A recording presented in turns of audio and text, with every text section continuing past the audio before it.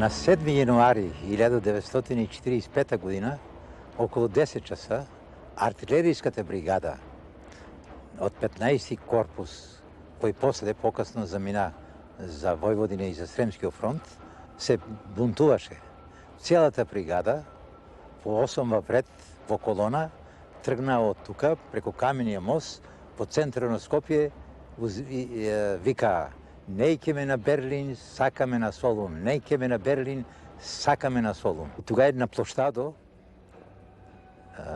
команданто на главния щаб на Македония, Михайло Апостолски, една кратко слово им удържа, рече: "Абе, и аз съм с вас, и аз съм за да идеме на Солун, ама не може обаче на улицата ние да се разберем. Айде идем у касарната, па тамо ќе се спогодиме." Таа вечер, на 7 вечерта и на 8 тука тия главните водачи беа ликвидирани.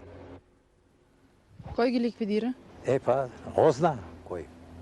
Озна тогава. Тогавашната държавна сигурност. Да, тогава и после се таа Озна се подели, стана КОС, контраразузнавателна служба в армията, войската, и УДБА в гражданството. Но тогава беше, до тогава всичко това се викаше ОЗНА. Отделение за защита на народите на Федеративна Югославия, на Титова Югославия.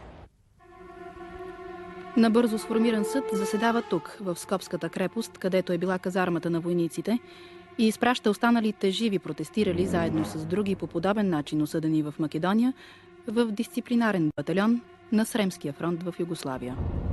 От taj батальон, кой скоро 1000 души броеше, ама на края на войната от них нищо не остана. Бяха прекяни тамте, вамте, ликвидирани на разни начини. Дали останат 10 души от них? От 1000? От тия 1000. Се бяха на някой начин ликвидирани.